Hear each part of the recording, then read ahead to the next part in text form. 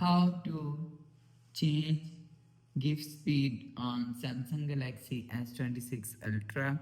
So let's start the video. First of all, go to App Library. Now here, so click on Gallery app. Now here, so click on Album and click on Select. So click on, after select, click on Create and click on GIF.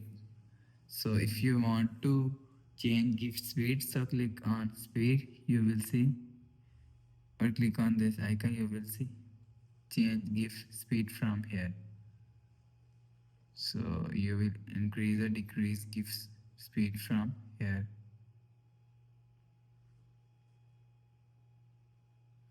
So after change GIF speed, click on save, and after the process, go back to home screen, refresh phone. So that's how you can change GIF speed on Samsung Galaxy S26 Ultra. So if you like the video, please subscribe. Thanks for watching.